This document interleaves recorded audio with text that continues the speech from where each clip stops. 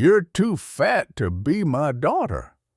The words rang out on Redemption's main street like a gunshot, sharp enough to make the stagecoach horses toss their heads, and the loafers outside the saloon turn with sudden interest. Noon sun burned down on the dusty boards, and the town gathered the way small towns always did when shame was on display, drifting closer in slow, hungry steps, as if humiliation were entertainment bought with nothing but time. Ophelia Hartwell stood on the stagecoach step, one gloved hand gripping the rail, the other clutching a worn reticule that held her last $17 and a handful of papers that proved she used to be somebody. She was 517 pounds of exhaustion, grief, and bruised dignity wrapped in plain calico. Her cheeks were flushed from the climb down, her breath shallow from the effort, but her chin stayed lifted the way she'd been taught in drawing rooms that never imagined a moment like this. Across from her stood Judge Augustus Hartwell, the most powerful man in Redemption, clean in his dark coat, hat brim casting a neat shadow over eyes that held no warmth at all. He hadn't moved to help her. He hadn't even offered his arm, as if she were a stranger, not blood. In front of half the town, he watched her struggle down those steps as if he wanted everyone to see how far she had fallen. "Papa," Ophelia said, voice trembling despite the discipline in it, "I received your letter, but I had nowhere else to go." The judge's mouth tightened as if the sound of her voice offended him. "I told you not to come." Ophelia swallowed hard. The last weeks played behind her eyes in cruel flashes. Boston's courtroom, Leonard Blackwell's polished cruelty. The word grotesque said like a verdict. The sound of laughter when her weight was spoken aloud as if it were a crime. The way her husband's attorney had held up her medical records as proof of failure, not pain. 3 miscarriages that had hollowed her out, then filled her with a weight that grief and doctors' prescriptions had made unavoidable. Leonard taking the house, the accounts, even her mother's jewelry, and the court nodding along because contracts were easier to respect than women. "Leonard divorced me," she whispered, unable to keep the truth from shaking. "He took everything. They said I violated the marriage contract." A ripple of whisperers rolled through the crowd. Some sounded like pity, most sounded like satisfaction. Judge Hartwell's eyes traveled over her body with open revulsion, not even trying to hide it. "You've brought shame upon my name," he said. "Look at you, a public spectacle. You will not enter my house. I will not have you paraded through town so my constituents can see what my blood has become." Ophelia's throat tightened. "Papa, I'm your daughter." "You were my daughter," he snapped, louder, as if he wanted the words to lodge in every ear around them.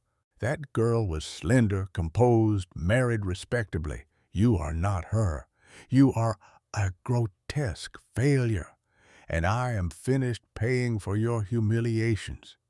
The crowd drew closer. Ophelia could feel the heat of their attention, the way their eyes clung to her like burrs. She fought the urge to fold inward, to make herself small, as if that had ever been possible. "I disown you," Judge Hartwell said, each syllable clean and final.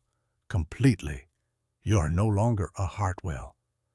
For a moment, Ophelia heard nothing else.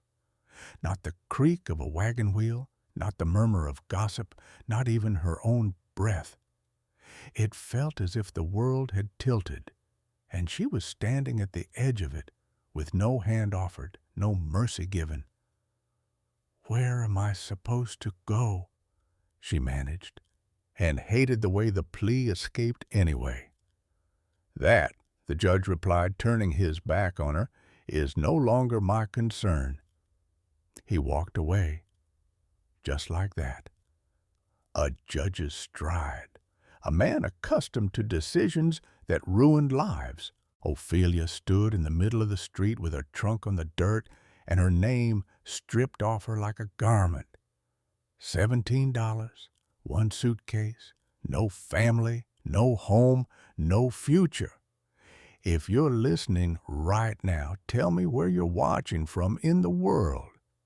What city, what country, what quiet room are you in as Ophelia is left there on that street? Leave it in the comments because I want to know how far this story travels. Ophelia's vision blurred with tears. She refused to wipe away in front of them. She drew a breath that shook, then another, trying to decide whether to beg the boarding house for a corner to sleep in or walk straight out of town and let the mountains swallow her pride. That was when a voice spoke behind her, deep and controlled, the kind of voice that did not ask for space but took it. That's a damn shameful thing for a man to do to his own blood. The crowd shifted as if a shadow had passed over the sun. Ophelia turned. A man stood there who looked like he had been carved out of the wilderness itself. Tall, hard-shouldered, long black hair, threaded with silver, buckskin and moccasins dusted with road. His eyes were pale green, bright as new leaves, and they fixed on her with something she had not seen in a long time, not disgust, not amusement, anger on her behalf, and behind that anger, a decision already made. Before we continue, let me ask you, where are you listening from today? Whether you're at home or on the road, I wish you a warm and joyful Christmas. Now, let's get back to the story. For a long moment, Ophelia could only stare at the man who had spoken.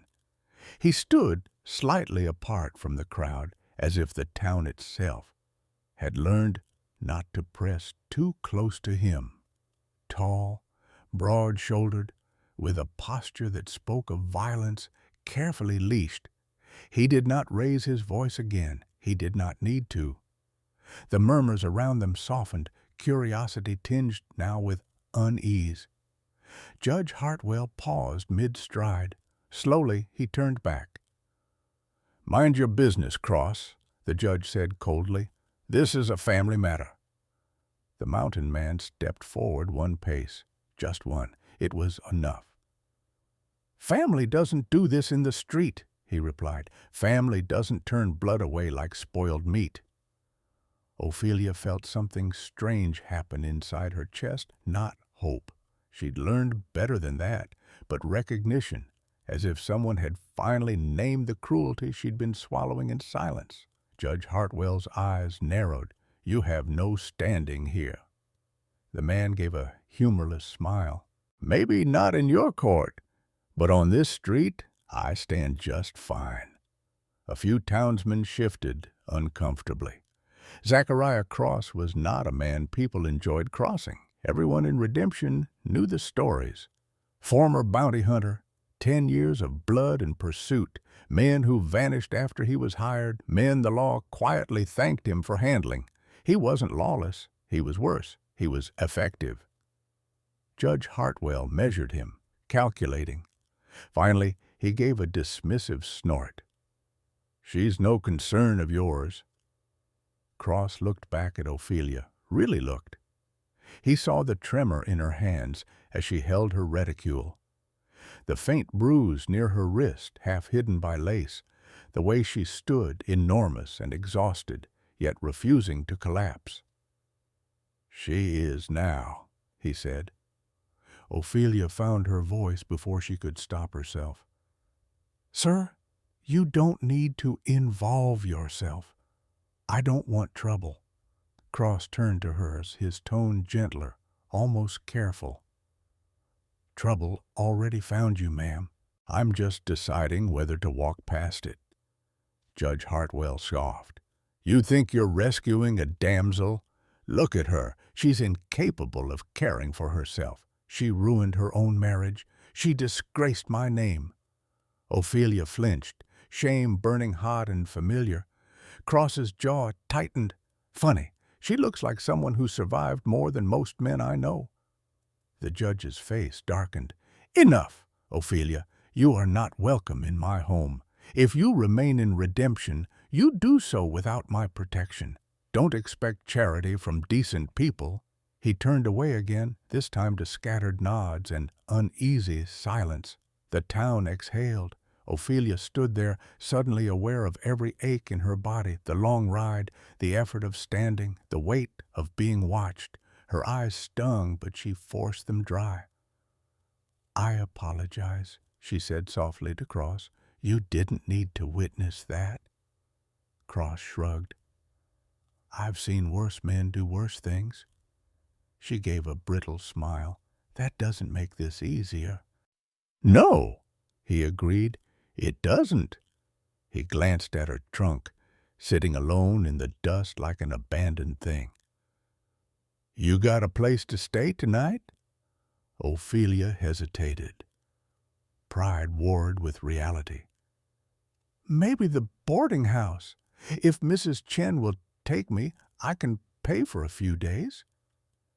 And after that, she looked down. I'll figure something out. Cross was quiet for a long moment. The wind stirred dust around their boots. Somewhere, a piano struck a careless note inside the saloon. Here's what I'm offering, he said finally. Not charity, work. I run a trading post up in the Elk Mountains, 2 days north. I need someone educated, someone who can read ledgers, keep accounts, talk to customers without getting cheated. Ophelia looked up sharply. You don't even know me. I know enough, Cross replied. You held yourself together while your own father cut you loose in public. You didn't scream, you didn't beg, you didn't lie. That tells me plenty. Her throat tightened. And my size? He met her gaze steadily. It tells me you're strong, and that you've had to be. For the first time since the stagecoach stopped, Ophelia felt something loosen inside her chest. You give me a position? She asked carefully.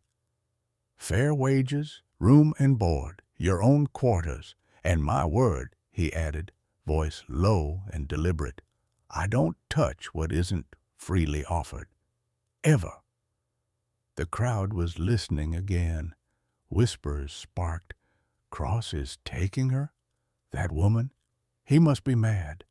Ophelia heard them all. She always did. But for once, the sound felt distant. Why? She asked, needing the truth. Why help me? Cross's eyes darkened, memory flickering there like old fire. Because I watched my mother die after her family turned their backs on her, and I swore I wouldn't stand by and watch it happen again. The words were simple. They landed hard. Ophelia closed her eyes for a brief second. When she opened them, the street looked different. Not kind, but no longer entirely hostile. All right, she said, voice steady, despite the fear curling in her belly. I accept. Cross nodded once. Good. Get settled at the boarding house. I'll collect you at dawn. As he turned away, the town watched him go. Then their eyes slid back to Ophelia, measuring her anew. She was no longer abandoned. She was claimed, not as property, but as someone worth standing beside. Dawn came thin and pale over redemption, the kind of morning that felt unfinished, as if the day itself was unsure whether to begin.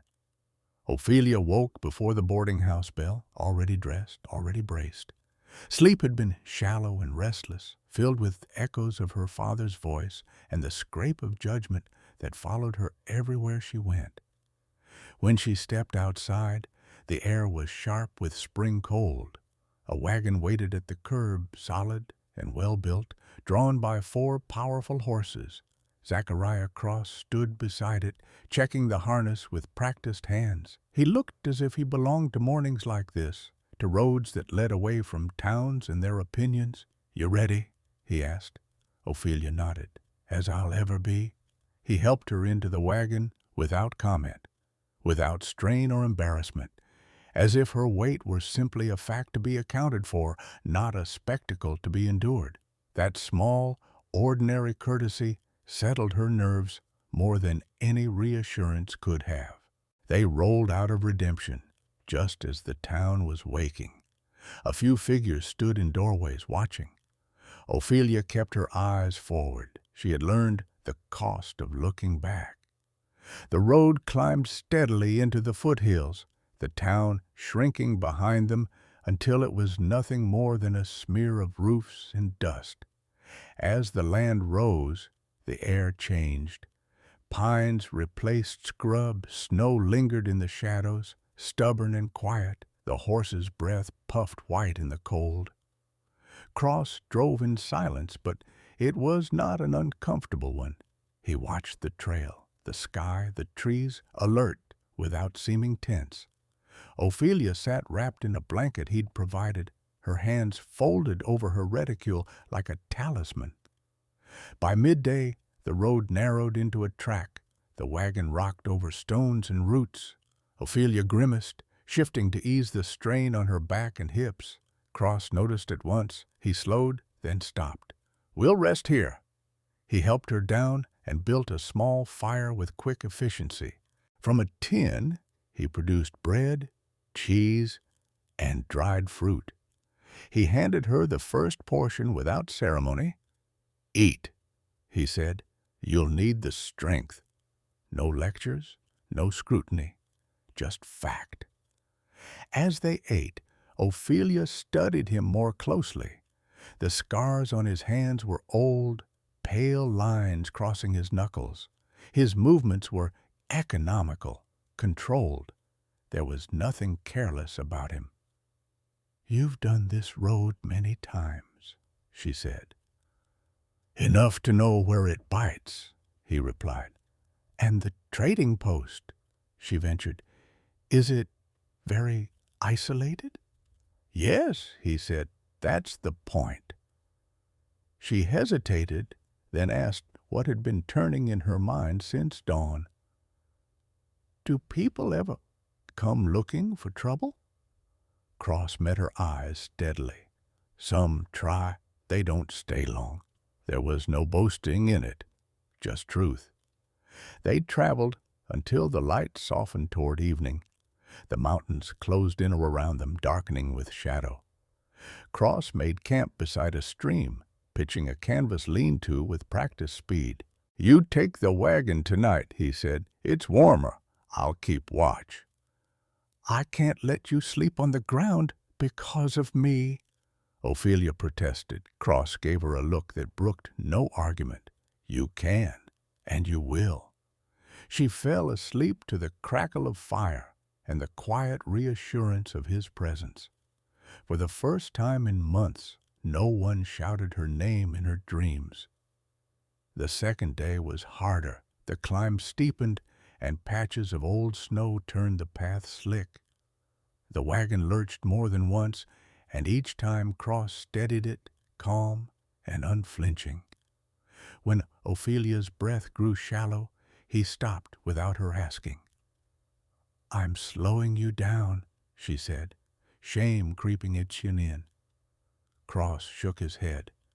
"The mountain sets the pace, not you."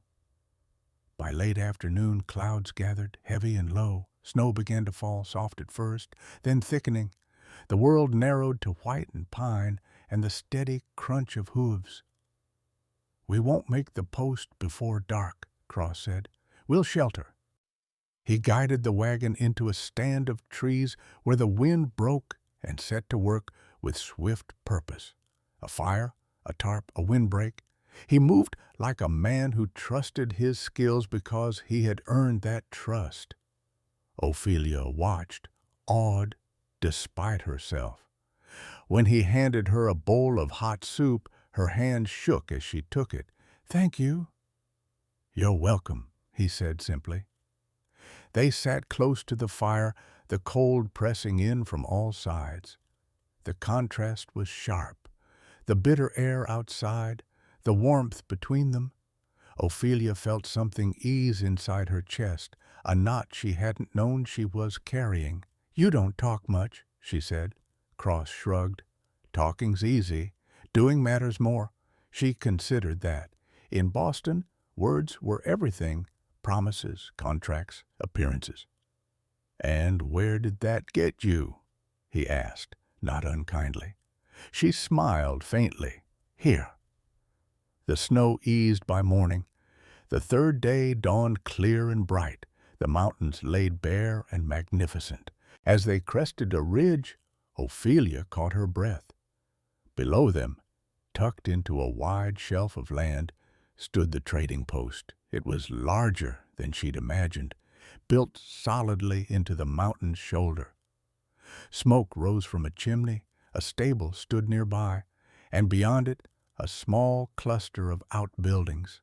The place looked permanent, intentional, not a refuge cobbled together, but a life built with care. "This is it?" she asked. Cross nodded.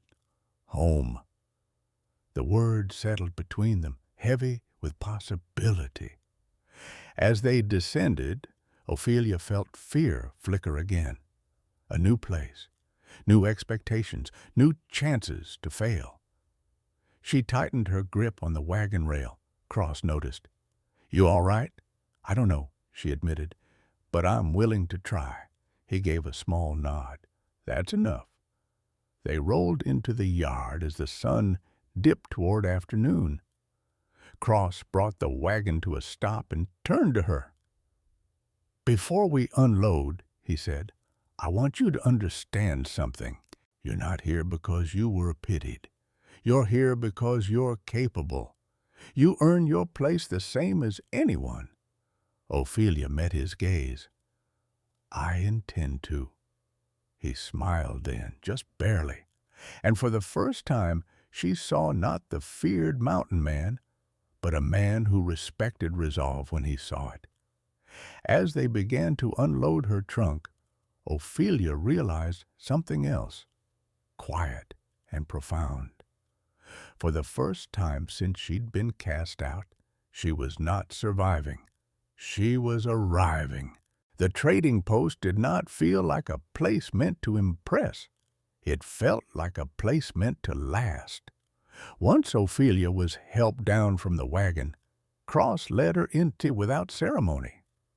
The main room was wide and solid, built from thick logs that held the mountain's chill at bay.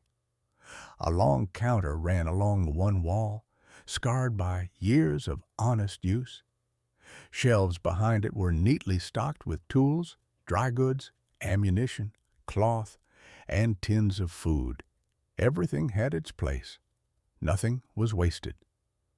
"This is the store," Cross said. "Living quarters are upstairs, kitchen's in the back." Ophelia moved slowly, taking it in. The floor was clean. The air smelled of wood smoke and soap, not neglect. She had expected roughness. What she found instead was order. Cross showed her the stairs, wide and sturdy. At the top, a narrow hall opened into several rooms. "This one's yours," he said. Opening a door on the east side, Ophelia stopped short. The room was not large, but it was clearly meant for comfort. A real bed with a proper mattress stood against the far wall, covered with a quilt in muted blues and browns. A writing desk sat beneath a window that looked out over the mountains. A small sitting chair stood beside a washstand, and beyond that, a door led to a private bathing room with a tin tub and shelves for towels. "I wasn't expecting," she trailed off, emotion tightening her throat. Cross shifted slightly, uncomfortable now. "You'll need space, privacy. You work better when you're treated like a person." She turned to him, eyes shining. "Thank you." He nodded once. "Rest today. Tomorrow we start proper." That night, Ophelia lay awake, listening to the unfamiliar quiet. No carriage wheels, no shouting, no neighbors' judgments bleeding through walls. Just wind in the trees and the distant creak of wood settling. It was unsettling and comforting all at once. In the morning, work began. Cross showed her the ledgers first. Thick books, carefully kept, but clearly overdue for refinement. Ophelia rolled up her sleeves and went to work without being asked. By midday, she had reorganized the accounts, cross-checked inventory, and identified 3 suppliers who were overcharging by habit rather than necessity. "You've been losing money here," she said calmly, pointing to a column. Cross leaned over her shoulder, reading. "I figured." "Not badly," she added, "but enough to matter over time. If you renegotiate here and adjust prices slightly for bulk trappers, you'll increase margin without losing loyalty." He studied her, something like quiet amazement in his eyes. "How do you know all this?" She shrugged. "My husband used to invest. I learned by watching and by necessity." From that day on, the rhythm settled. Mornings were for the store. Ophelia handled customers with a surprising ease that disarmed even the roughest men. She listened more than she spoke, remembered names, remembered preferences. She treated trappers like men, not nuisances, and they responded in kind. The whispers began almost immediately. "Cross has got a new woman up there. Smart one, sharp as a tack. She don't scare easy." Afternoons were for the household. Ophelia cleaned where cleaning was needed, but she also improved. She reorganized the kitchen so that everything was within reach. She aired blankets. She scrubbed windows until mountain light flooded the rooms. She planted a small herb garden behind the post, despite the thin soil, coaxing life from stubborn ground. Cross noticed everything, though he said little. He began leaving small considerations where she would find them. Extra firewood stacked closer to the back door, a sturdier chair placed in the kitchen, a step added near the garden path so she wouldn't strain climbing. One evening, after a long day, Ophelia emerged from the kitchen, carrying bowls of stew.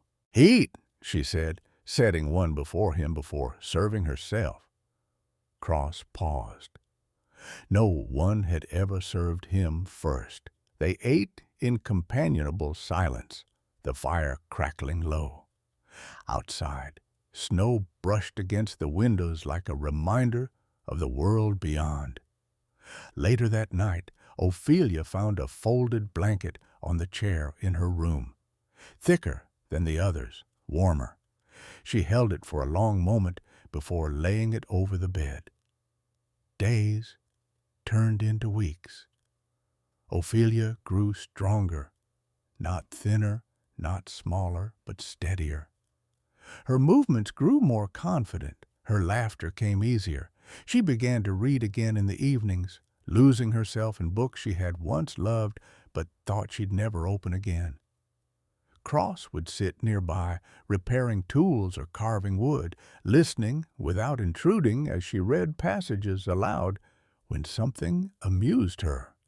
Once, she caught him watching her and felt a strange flutter in her chest. "Is something wrong?" she asked. He shook his head. "Just didn't realize how quiet this place had been before." She understood. Loneliness had a sound. You only noticed it when it left. Winter pressed in hard, but the trading post held firm. Storms came and went, and they faced them together, each in their own way. Cross hauled wood and kept the roof clear. Ophelia kept the fire fed and meals warm, making sure he ate before exhaustion set in. One night, as wind howled like something alive outside, Ophelia sat by the fire, mending a torn coat. "You could have hired anyone," she said suddenly. "Someone closer, someone easier." Cross looked up. "Maybe." "Why me, then?" she asked softly. He considered before answering. "Because you don't fold when pushed, and because you see work that needs doing and do it without waiting for permission. That matters out here." She smiled faintly. "It mattered nowhere else." "It matters here," he said. The words settled deep. As winter loosened its grip and spring returned in hesitant steps, Ophelia realized something had changed. She no longer thought of herself as a guest. She belonged. She knew the creak of every stair, the way the light hit the counter at noon, the names and habits of every regular customer. She knew Cross's silences, his moods, the way he stood slightly apart when thinking. And somewhere between balancing ledgers and planting seeds, she had begun to care for him in a way that frightened her. Because caring meant risk. One evening, as they closed the store, a group of trappers lingered longer than usual. Their laughter grew rougher, eyes lingering on Ophelia with curiosity that edged toward disrespect. One made a comment, low but not low enough. Cross was behind the counter in an instant. "She's not for your entertainment," he said quietly. The men fell silent. One laughed nervously. "Didn't mean nothing by it." "You will," Cross replied. "Now leave." They left. Ophelia's hands trembled as she stacked tins. "You didn't have to do that," she said. "Yes, I did," Cross answered. "No one gets to treat you like that here." She looked at him then, really looked, and saw not a feared man, but a protector who chose restraint every day. That night, lying awake, Ophelia admitted the truth to herself. She was falling in love with Zachariah Cross, and she had no idea what that would cost. Spring arrived late in the Elk Mountains, cautious and uneven. Snow still clung to the shaded slopes, while the valley floor softened into mud and green shoots. With the thaw came more traffic, trappers moving north, settlers drifting west, men who brought news with them whether it was wanted or not. Ophelia felt the change first in the store. Men lingered longer at the counter. Questions stretched past prices into curiosity. Where had she come from? How long was she staying? Was Cross married? Did he plan to be? She answered politely and briefly, the way she had learned to navigate society before it turned on her. But something restless began to coil beneath her calm. One afternoon, while Cross was out checking lines, a pair of men entered the post together. They were well dressed for the mountains, boots polished, coats cut with city money. Not customers, observers. They looked her over without shame. "You must be the woman," one of them said. "Didn't expect this." Ophelia straightened. "If you're here to buy, state your business. If not, the door is behind you." The second man smiled thinly. "You run a tight shop for someone who fell this far." Before she could answer, the door opened. Cross stepped inside. The temperature in the room dropped. "What do you want?"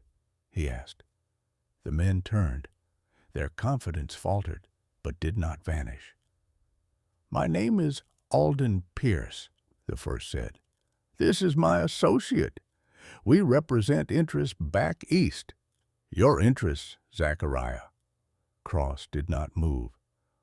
"I told your kind years ago I'm done." Pierce glanced at Ophelia again. "Seems you've acquired new attachments." Cross stepped forward. "You will speak to me, not about her." Pierce held up a placating hand. "No offense meant. We're here because your father is ill, very ill, and because you are. whether you like it or not, his only surviving heir. The words landed hard. Ophelia felt her breath hitch. She looked at Cross, saw his jaw tighten, his eyes go distant. "I don't have a father," Cross said. "I cut him off long ago." "Blood doesn't work that way," Pierce replied smoothly. "Cornelius Cross built rail lines that run half this territory. He built fortunes, and he built enemies. He wants you back before he dies, wants his name secured." "I won't be used to wash his sins," Cross said. "Get out." Pierce sighed. "You should hear the offer." "I won't. $3 million, Pierce said calmly. "Properties, shares, influence. You could buy every mountain in sight. Or," he added, eyes flicking toward Ophelia, "ensure certain complications never trouble you again." Cross crossed the space in 2 steps and slammed Pierce against the wall, one hand at his throat. "You will not threaten her," he said quietly. "You will not speak of her as leverage, and you will leave." Pierce's face reddened. His associate backed away. "Think carefully," Pierce choked. "Men like you don't get second chances." Cross released him. "I don't want one."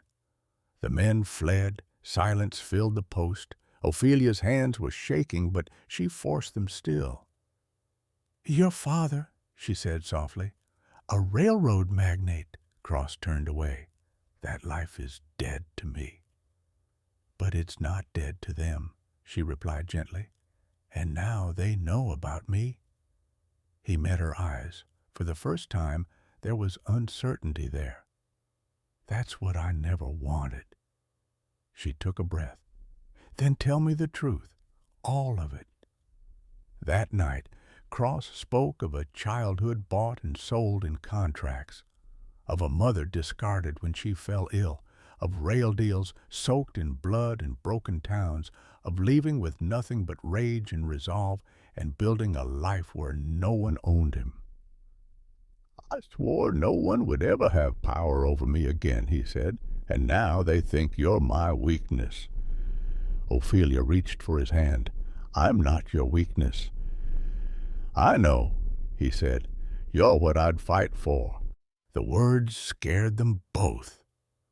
2 weeks later, trouble came from another direction. A letter arrived from Redemption. Ophelia recognized the seal before she opened it, her father. The words were sharp and legal, stripped of any warmth. He demanded her return, claimed she was being manipulated, claimed Cross was exploiting her condition. He threatened court action, sanatorium confinement, guardianship. Ophelia's vision blurred as she read. Cross took the letter from her hands, his face darkening. "He disowned you." "He's still powerful," she whispered, "and he hates being defied." Cross folded the letter carefully. Then he picked the wrong ground. Ophelia swallowed. "Zachariah, if I'm the reason this comes down on you," he shook his head, "you're not the reason. You're the line." She met his gaze, fear and resolve warring in her chest. "Then I won't run." He nodded once. "Neither will I."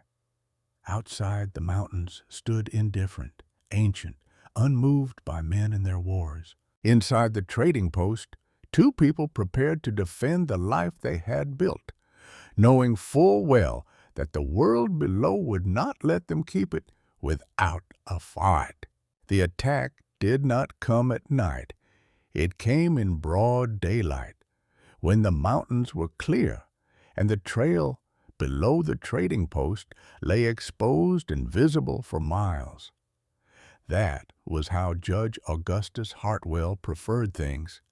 He had always believed power should be seen. Ophelia was in the storeroom, counting sacks of flour, when she heard the distant thunder of hooves, not riders passing through. Too many, too deliberate. Her chest tightened. She moved to the window and saw them crest the lower ridge, men in dark coats, rifles slung openly. At their center rode her father, straight-backed, his gray hair immaculate, his mouth set in the same unforgiving line she had known since childhood. Cross was outside, splitting wood. She did not scream. She did not hide. She walked out to him, her skirts brushing the packed earth. "They're here," she said quietly. Cross followed her gaze and understood immediately. His expression did not change, but something inside him settled into place, like a door locking shut. "Go inside," he said. "Stay behind the counter." "No," Ophelia replied. "I won't." He looked at her, then really looked at her, and nodded once. "All right. Stay where I can see you." The riders pulled up in front of the post, dust swirling around their boots. Hartwell dismounted slowly, savoring the moment. "Ophelia," he called, "you look unwell. I warned you what would happen if you persisted in this foolishness." "I'm not coming with you," she said. Her voice carried, steady and clear. Hartwell smiled thinly. "You don't have a choice. You're unfit to manage your own affairs, your size, your emotional state, your association with this man." He glanced at Cross with disdain. "All evidence of impaired judgment." "You disowned me," Ophelia said, "publicly. You said I was no longer your daughter." Hartwell waved a hand. "That was emotion. This is law. I've brought papers authorizing your removal to a medical facility. You'll be treated, restrained if necessary." Cross stepped forward. "She is not property," he said, "and you will not touch her." Hartwell laughed.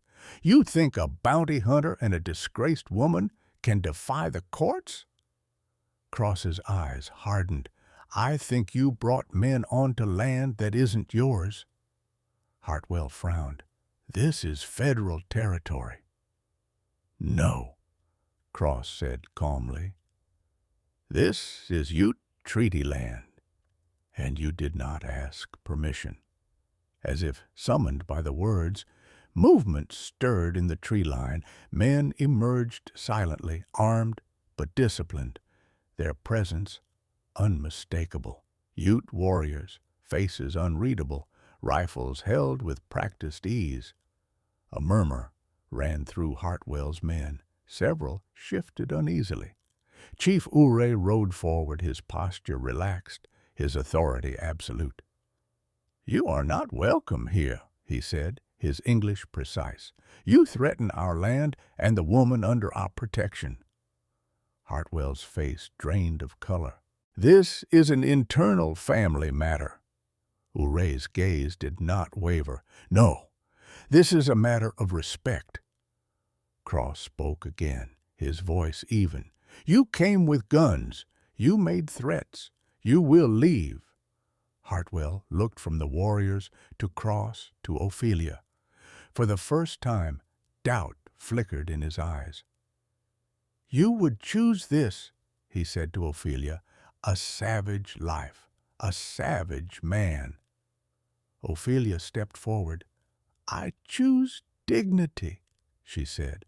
"I choose safety. I choose love.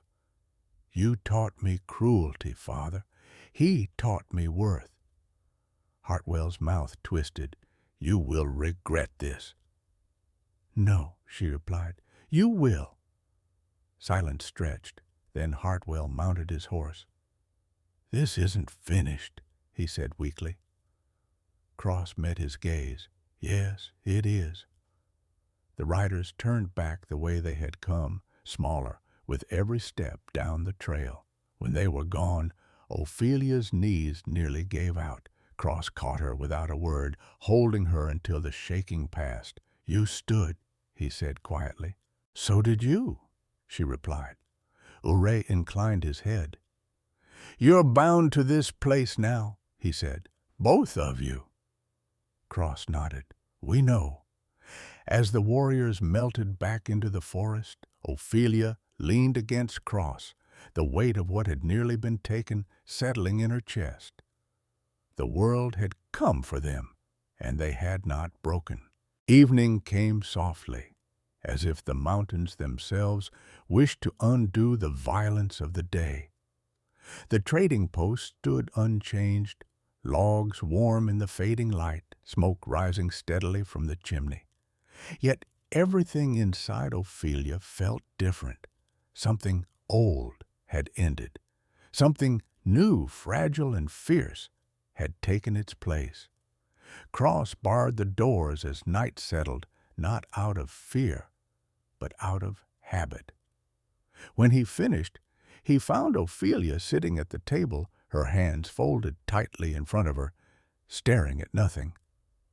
"They're gone," he said gently. "I know," she replied.